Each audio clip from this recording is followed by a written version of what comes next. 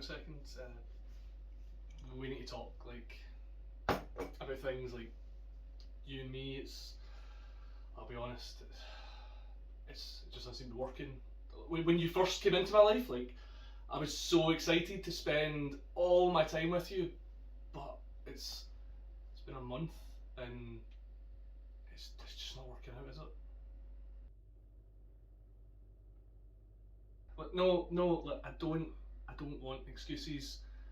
Some things don't work out. That's just how it is. And like, I wish things were different, but I mean, I'll be totally honest.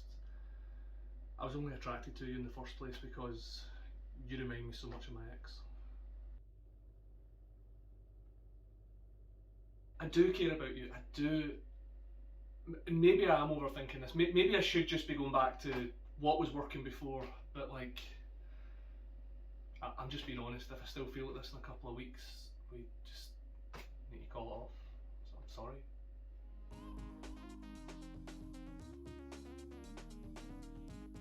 Hey folks, welcome back to the Lorcana Lexicon. It's been a while. It's me, I'm back from the dead. I've just been super busy with work, and to be totally honest, I've wanted to do this Prince John video for so long. But I've just had failed decklist after failed decklist after failed decklist, and I was distraught that I just couldn't get Prince John to work because it is exactly the card I want to play. So I'd almost given up hope that I could ever get Prince John to work. I'd cast him aside, I'd went, do you know what?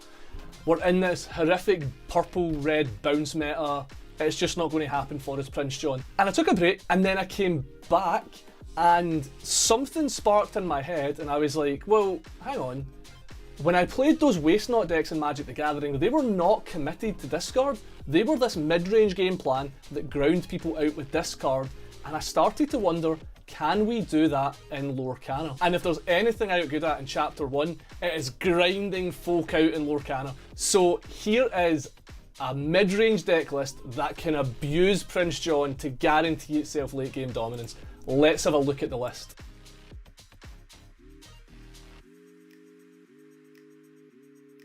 So here's the deck list. We've got 3 Bucky and 4 Prince John. Now, I was not high on Bucky when I started playing these green discard decks. It was just too hard to get enough Floodborns into your deck. So for a while I was trying Prince John without Bucky, and that's just a recipe for disaster. The cards work too well together. And to be honest, I think Steel is the ideal home for them, because Steel has a plethora of insane Floodborn cards that we're going to have a look at. But to start off, we've got our discard package to make Prince John good. We've got 3 Bucky, we've got 4 Prince John himself, we've got Flynn Rider, who, like we saw from Chapter 1, is great at racking up lore, and then if your opponent deals with them, it's going to cost them a card. But the main reason Flynn Rider is here is to allow us to shift into the Floodborn Flynn Rider, which is a phenomenal lore battery if you can get him into play and control your opponent's hand. This card, I think, is horrifically underrated. I think there's even decks that don't have the discard package that could play him because he's a late game monster. The only thing that really lets him down is that he's uninkable, so I think that does hold him back if he's not in a dedicated discard shell. We've got 2 copies of Donald Duck. Again, it's just to keep our Floodborn count up. It can get a little bit awkward having Donald Ducks drawing your opponent's cards, but if you can control their hand with Buckies and Hypnotises and Sudden Chills, that one card that they draw you can normally get rid of before their next turn. And Daisy Duck, that we're playing 3 copies of, is just fantastic at that. If you have Donald Duck in play, you both draw a card, then your Daisy Duck quests, and they discard the card they drew. So there's really no harm, no foul when you're combining these two fouls together. God, that wasn't even scripted. We've got 3 copies of the small Cinderella. These are just good at letting us kind of control our hand in the early game and get rid of uninkables that we're not planning on using. So if the matchup's bad for Grab Your Swords, we can just get rid of it. But it also lets us shift into our 1 copy of Big Cinderella. Now, Big Cinderella just dominates games. I would have loved to have played more, but the deck list was quite tight and I wanted access to more removal options. So we're down to the 1 Floodborn Cinderella. The heart of the deck, and I can't believe we've made it all the way back here, is 4 Little Tinkerbell, 4 Big Tink, and we're still just pulling off the bullshit of Tinkerbell, shift Tinkerbell into Grab Your Swords. It's still great. I think it's going to be great for a long, long time. Tinkerbell is what makes this playable. Tinkerbell is the glue that allows us to hang in a game long enough to really abuse Bucky, Prince John combos. 4 of the New Beast. Now this card is bonkers. The fact that it quests for 2, gives you massive card advantage, and then also has the ability to control the board in the late game. This card's a slam dunk, and the fact it's a Floodborn, it was begging to be put in this deck alongside Bucky and Prince John. We're playing 4 copies of Jafar. This card's been fine.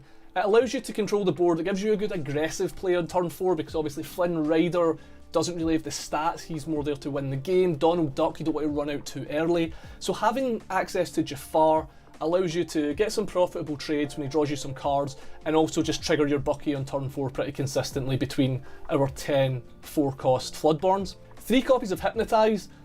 The fact it's inkable really helps here. If this card was a song, it'd be absolutely bananas. It's not, it's very medium, but when you've got Prince John in play, the fact this draws you 2 cards is so close to Friends on the Other Side, I think it's hard not to play in a deck with Prince John. We've got 3 copies of Sudden Chill, which is pretty good at helping us empty our opponent's hands fast, because it means that our Bucky or our Flynn Rider that comes down on turn 2 can instantly nab a card out of their hand by singing it, and it also gives us late game options to double spell to like get cards out of their opponent's hand that they think are safe. Sudden Chill can blow hot and cold, and it is a miserable top deck in the late game, but the fact it's inkable and the fact it can do so much work early, I think it justifies its spot. Strength of a Raging Fire and Smash are here as our removal options. I was originally playing 2 and 2, but the Steel Song decks just had so many threats that you have to deal with, that having Strength of a Raging Fire, being able to be sung out by a Prince John just to keep the board clear and stay ahead, I think was too important to only play 2 copies. I could even believe going up to 4 because it's inkable. Whole New Worlds and Grab Your Swords are a staple in Steel decks now. Grab Your Swords, again, just controls the board. It's very important for us into the aggro decks that we can control their board, because they can just vomit their hand out, and we're going to struggle to keep pace with them without it. Whole New World allows us to reset in the mid-range games and build our boards back up, but also combos with Prince John to give us massive card advantage in the grindier matchups. So I'm really happy with the 3 copies. I tried 4, it was far too many. And then rounding the deck off, we've got 4 copies of Captain Hook. He's an inkable, he's a 1-cost, he's anti-aggro, he does a lot of work for 1 ink, and we'll hopefully see that in these games today. I've been really impressed with this deck. Let's jump over to the games and see if we can grind them out. Right, okay, not a fantastic start here, as we've got none of our big payoff cards. I actually think this is a mull 6. I'm going to keep Sudden Chill because it is part of some of our best draws, and it's inkable if we end up with an awkward draw, so I think I'm just going to get rid of everything else. Right, okay. Weird start. Okay, we're definitely not needing 2 Flynns, so let's throw one of them into the ink and throw it to our opponent.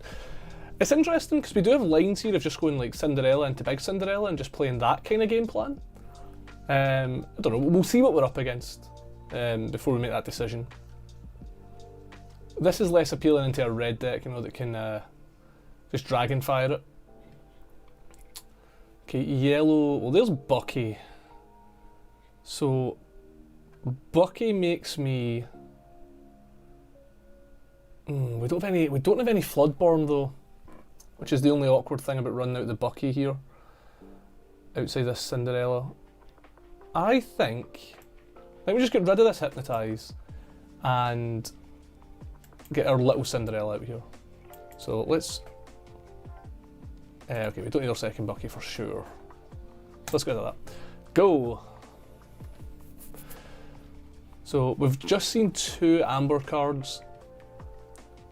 Okay, another Queen. So shift onto Queen here could maybe make things awkward. Lantern. And what? Another Queen? 3 Queens. 3 Queens. Now, this is a weird one. I think we just want to start getting cards out of their hand. So, probably means getting Bucky out there. I want to set up for a shift into Cinderella. Now I could Sudden Chill with Cinderella here, but realistically what I want to do is spend my turn 5 shifting and grabbing. So I think that means we're just passing. We want to try and keep this Cinderella in play. I think this is how we win. This is our big like catch-up mechanic here.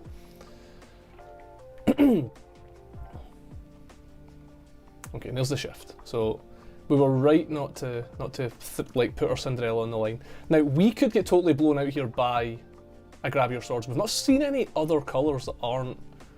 Okay, they are steel, so we need to be quite careful now. A grab your swords could be pretty disastrous for us.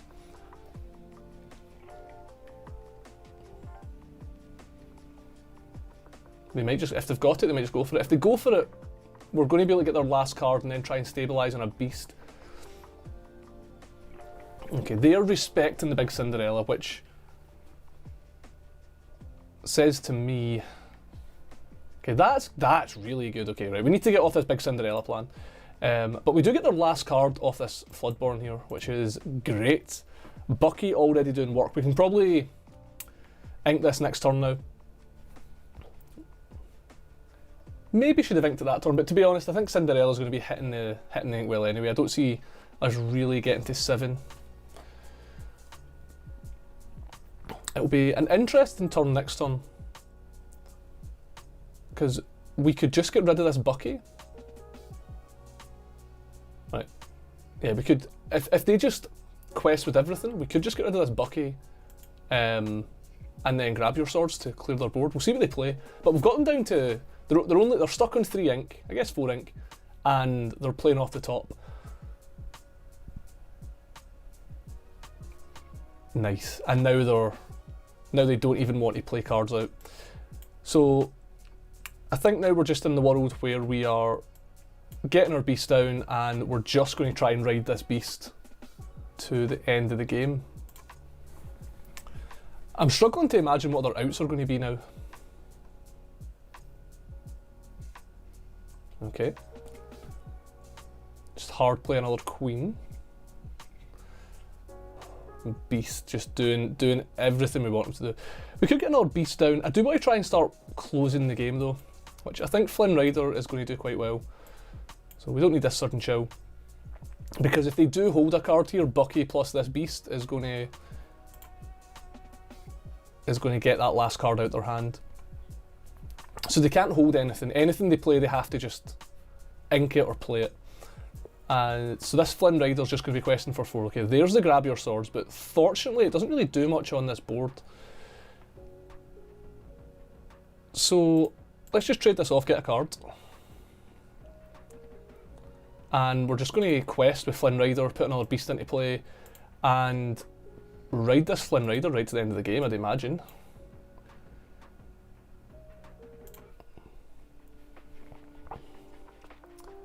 Because I can't see how Amber Steel gets out of this board state.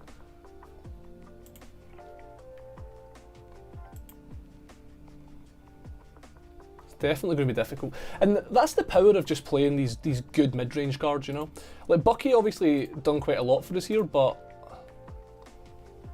we're just winning off, like, beasts and, like, Cinderellas and things just being solid cards, and then Flynn Rider just taking control of this game. Okay, we can clear the board now. So this is it. This is the corner we need, and this is the power of playing mid-range, you know? Like, you can be all in on discard, and that's great, and it'll win you games, but not with the panache that this can just close the game, you know? Yeah, I think their opponent's pretty cooked now. Yeah. Okay, nice one. That's us on the board. Nice start, nice start. There we go. Green steel, baby! Right, okay, we've got the Bucky, so let's just get rid of... We want to keep our Floodborns. We want to keep this. Okay, I'm going to hope it's not a grab your swords game, because we just need to get... Okay, this is Bucky and a bunch of Floodborns without a Prince John. Donald Duck. What is our opponent cooking? Donald Duck. Wild. I'm going to get rid of a snake, I think. I think we're just going to have more Floodborns to play. Argument for running out Hook there, but Hook and Sudden Chill might be our turn 3 at this point. So we'll need to see. Shared Can. Okay, we'll get a combo or something. Right, we don't want Hypnotise if we don't have Prince John. So let's just get the Bucky out. Red's going to have a hard time dealing with this, so unless they're red steel, this Bucky might be red purple though. Red purple can definitely draw out of a Bucky. We'll see. Red what? If they're red amethyst or no, if they're red amber or red sapphire, they might have a tough time. Okay, we're against the bounce deck. The bounce deck with Donald Duck's very interesting. Okay, a Minnie Mouse. That's good. That's very good. Okay, so let's bin this Captain Hook and let's get this Tinkerbell out. And it is now your turn, opponent. So now we've got a lot of options. We can go Tinkerbell into grab your swords. They're going to lose a card to the big Tinkerbell. That'll mop up the mini. They might try and protect the mini. They might bounce it with something to protect it. But that's a big tempo loss into this. So we'll see. I imagine they want to add to the board though. Pan Shadow. Okay, alright, okay. Easiest big Tinkerbell into grab your swords of my life. So we'll shift big Tinkerbell. You discard a card.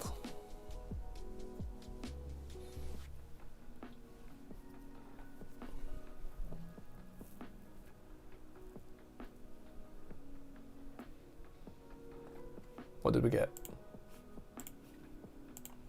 A Shere Khan. Okay, let's have Bucky sing this. Let's just really squeeze them. And then we're obviously going to mop up the board with this grab your swords. So another Shere Khan. Alright, okay. And then let's get rid of these guys. Now, a Maui would feel bad, but if they go Maui, they have to ink and empty their hand to do it. Rafiki, okay, Rafiki's annoying, but if they're, I feel like they still have to ink here. They can't not ink, right? Not inking seems insane here. I will attack the Rafiki though, because I don't want to let them. Okay, that's pretty good. So we'll ink Cinderella. We'll pop this Rafiki off. I don't want to give them the opportunity to sing Friends on the Other Side, is what I'm trying to stop here. And let's get Flynn Rider down.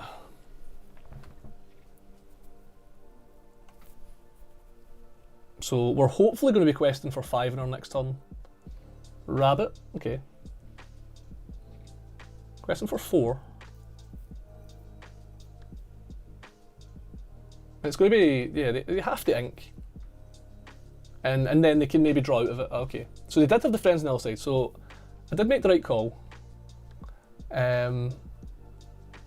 So we'll definitely quest with this. And then they've got the potential to draw a bunch of cards off of the rabbit anyway. So I kind of just want to give ourselves all the options we can as well. They've opted to not ink the last couple of turns. So they are behind on ink. And they're going to have to add to this board. Our Flynn is starting to look worse because of this Donald Duck, but again, Donald Duck's going to help us a lot as well. And when we have 0 and they have 3, I think allowing us both to draw an extra card is going to benefit us more. And then obviously Whole New World is just going to set a bunch of parity. Now I'm a bit scared going late against Pinocchio. This is the one that, okay. That's fine, I think.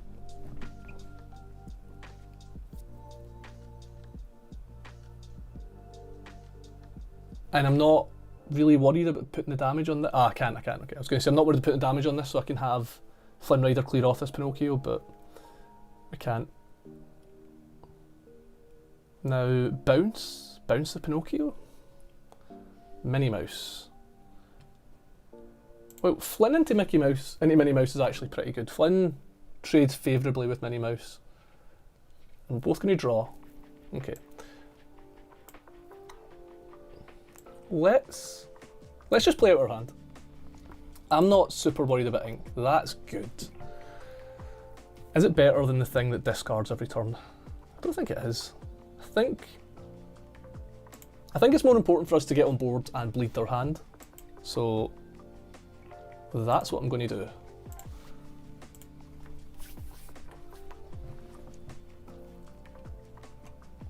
And if they're the traditional kind of red-purple deck, they're going to have to commit resources. They can't just sit around on 5 ink. They're going to have to be ink, play a card, ink, play a card. Obviously, there could be a be prepared in our future. So the be prepared is something we're going to have to think about. Maybe not add much more to the board, but again, if we are not adding to the board, filling up our own hand off a Donald Duck, bleeding their hand with Daisy, okay, Maleficent is reasonable.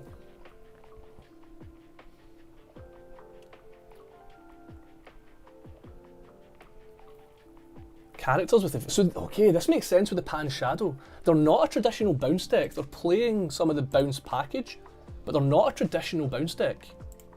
Minnie Mouse sings Friends on the Other Side. They have to ink. If they don't ink here, that's insane. Yeah, they're not. They're some like red-purple evasive deck. It's pretty neat.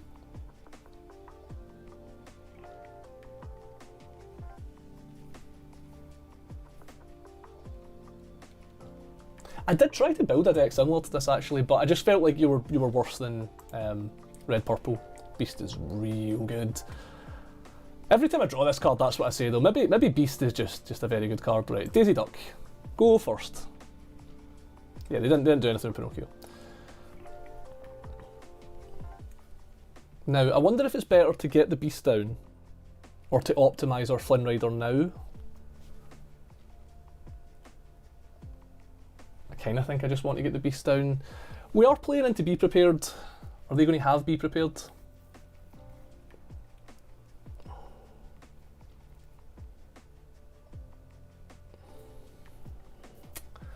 It's tough, isn't it?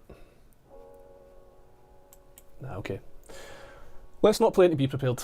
We're winning on board already. We don't need to overcommit. And this is going to let us quest for a good chunk.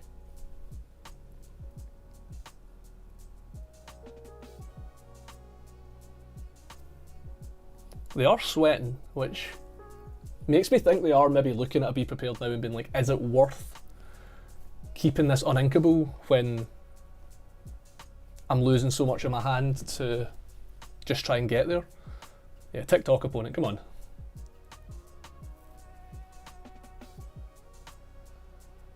What did we get? We got the Maui. That's pretty good. Yeah, we don't want 2 Donald Ducks in play. That's definitely just going to make this Flynn Rider pretty bad. And then we'll just turn the frithing sideways. On you go, opponent.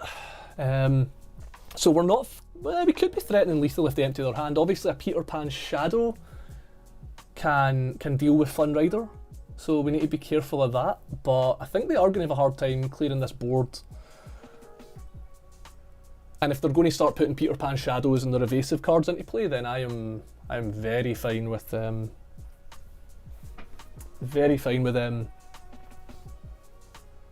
Casting a Be Prepared.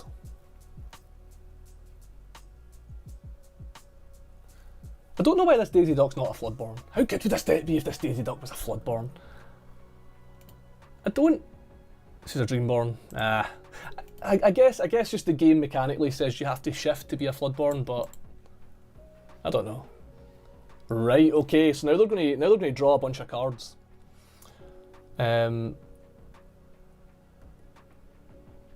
Okay. Now the game's interesting. They're going to get to draw 3 cards, which makes Flynn Rider bad. But that should be fine, I think. I don't know, this is interesting. It's a very different way. Okay, they are going to get rid of this Daisy Duck, which makes sense.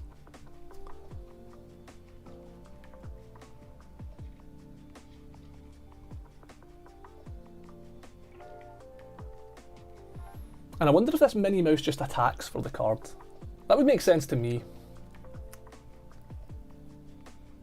Yeah. Makes sense to me. So then to me, trading this Flynn Rider off right now makes sense if we're going to get the opportunity to.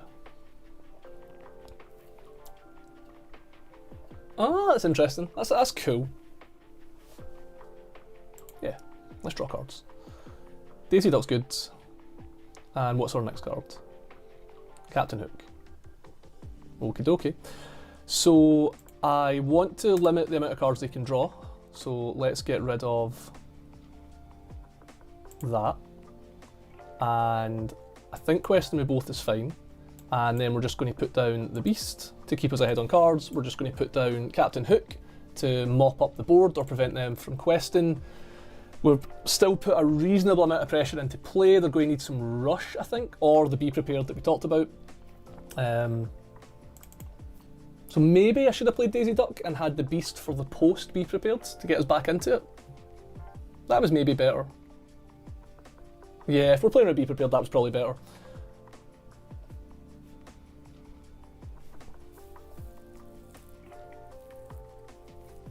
If I get Be Prepared here, that was a big punt actually.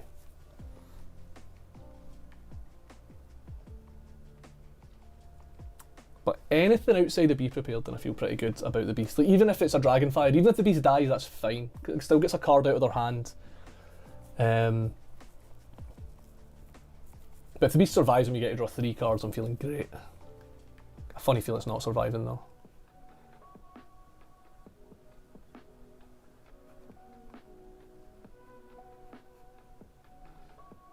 Okay.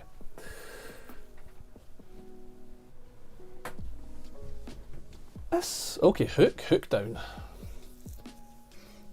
So is Pascal going into Hook? I wouldn't have thought so. That's a weird one. Seems odd to me. I guess it gives the Queen a clean attack here, but I think at that point I just want to quest up to 19.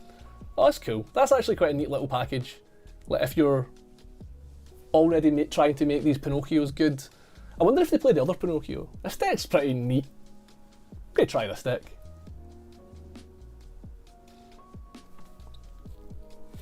The Queen has to go after Cinderella, I think.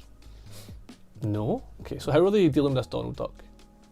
Because they now have Donald Duck has now outlived usefulness to them. They want rid of this Donald Duck. So that would have done it. Madam Mim. Okay, reset their Queen of Hearts. Makes sense. Now we're going to draw a bunch of cards and go to 18. So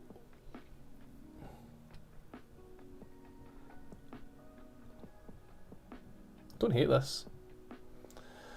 Quest.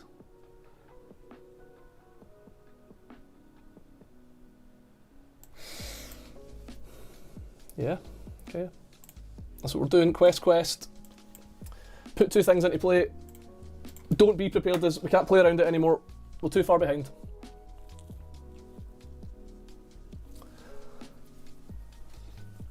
I'm sceptical if they're playing it. I don't imagine a deck like this would want to play Be Prepared, but the card's very, very good, so calculated risks. But the fact they bounced their Queen of Hearts kinda makes me think that, like, okay, so we're not getting Be Prepared, so there's a game. We're probably just going to see Queen of Hearts.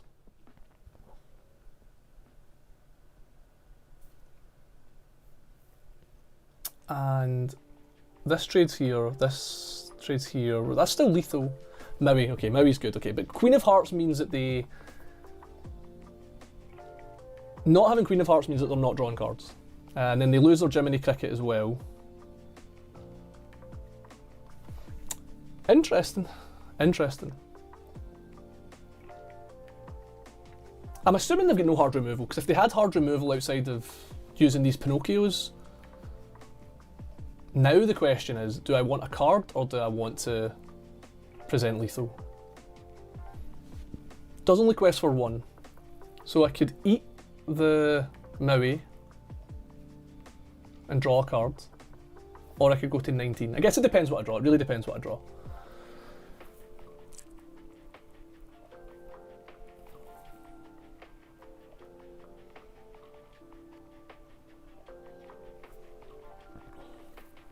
Tinkerbell, that just says to me I just want to go, yeah, I just want to present lethal. Tinkerbell,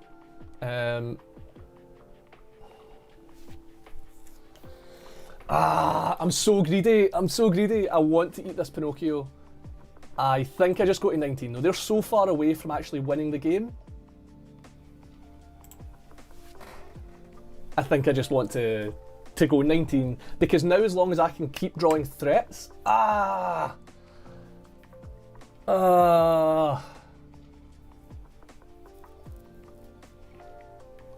still not dead.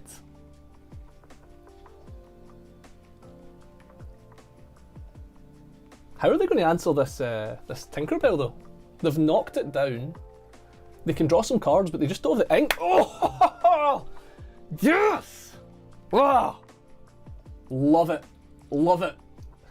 Right, okay, with this hand, again, we're probably just playing for the Tinkerbell here.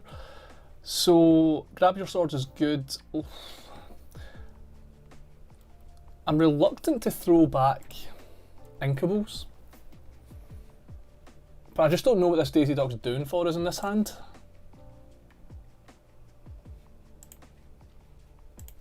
Let's do this. Okay, this could be good. Means we can get a couple of cards out of them with Sudden Chill, Flynn Rider. And I just like the fact that we're not as all in on this discard plan all the time. Like, for right now, for example, we're against this Popsicle deck, which is just, yeah, makes me not want to even be on the discard plan at all. Do we need the hook though? I'm gonna get the hook down. But yeah, like the fact we can pivot between our discard plan and our kind of board control steal plan, I think is like the actual juice of this deck. Because there's Panic. This is one you don't see very often.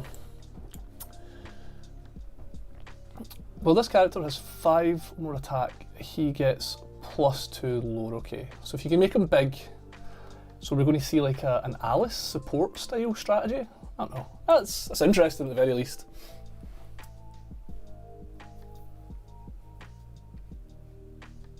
I don't know what they could be doing outside of Alice to buff this guy up. Pack Tactics. Oh, there's a card we've not seen a lot of. Okay, there's the Alice, just like we talked about. So, gives Panic support. We do need to get the fact they both get 4 defense is a wee bit awkward, because it makes the grab your swords plan feel a bit worse. Okay, quest with Panic.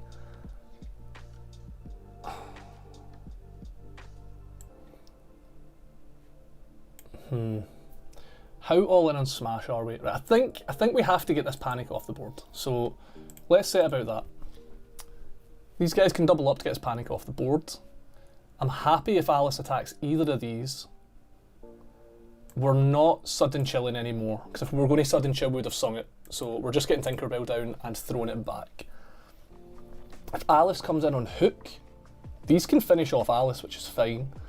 We have the opportunity to Tinkerbell to finish off Alice as well if Alice comes into Hook. Feeling pretty good about this, but obviously the blue item package can just steal its way back into a game. But blue-green is interesting. I've not seen a lot of blue-green.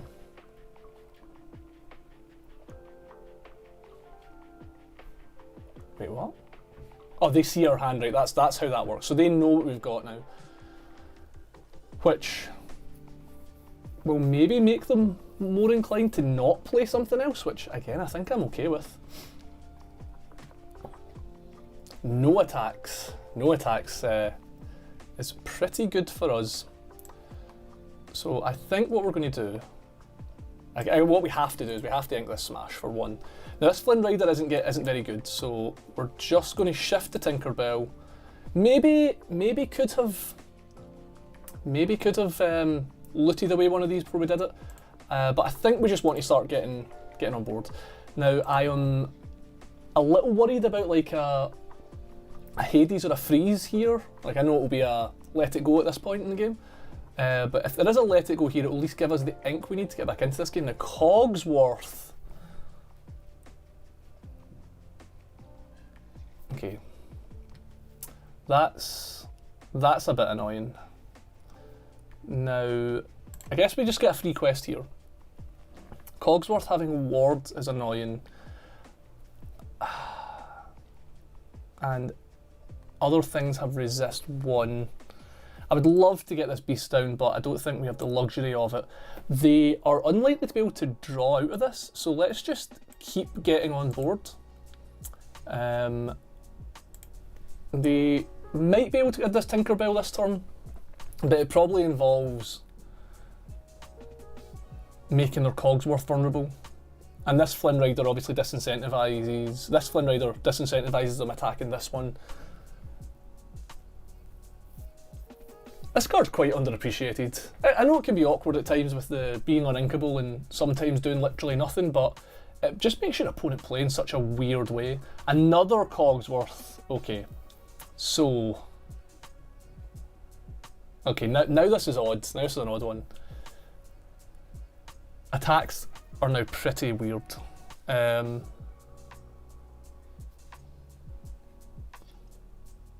Right. I'm not really sure what happened. Vicious Betrayal to give something +2. Okay, yeah, okay, I see what happened there. And heal up the Alice. Right, now what? This Queen Quest for 3, which I think it's going to... Yeah, none of our attacks are good. I just don't know how they're going to get back on board in this game. This has got resist 2, doesn't it?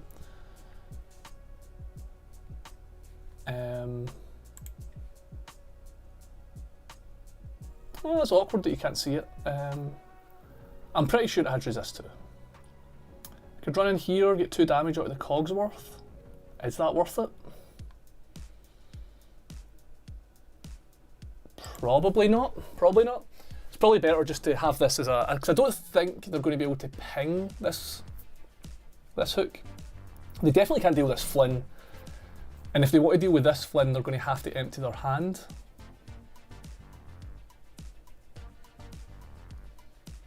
Okay. So they have to... I mean, we're threatening to end the game now, so they're going to have to attack with this. They're going to have to attack into this, sorry.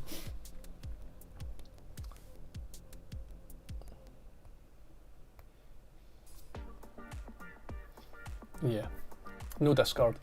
But this Flynn is going to put us up to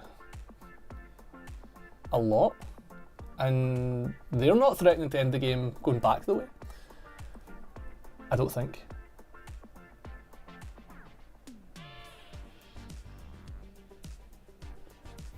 So this is, call this 5, 6, 7, 8, 9, 10. Well, this character has 7 or more attack, he gets +2 lower. I mean, that's doable, right? Because this is potentially 5, 6, 7, 8, 9, 10, so that's 17. So, can they buff this up and this up enough is the question. I don't think they can.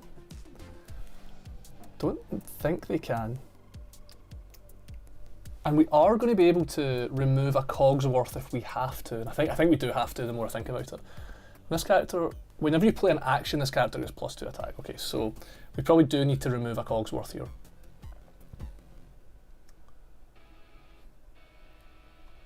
Because if they just chain draw a card, draw a card, draw a card, then Pete can win the game. Right, so that's a very easy ink. Okay, yeah, they gave us the whips, that's fair, he wasn't really wasting our time. Deal 2 damage to everything. And now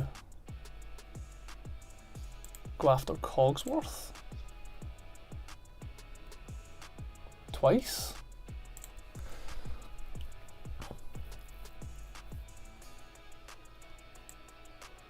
Yep.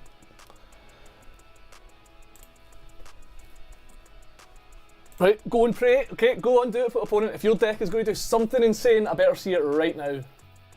Show me it. Well played.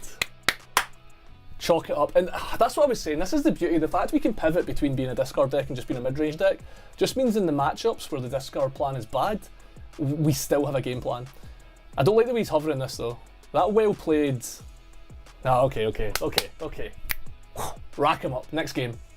Thank you so much for making it to the end of the video. If you're a new viewer, welcome in, and if you're an old viewer, thank you for coming back and bearing with me. I know it's been a hot minute, but we're back. We're back, guys.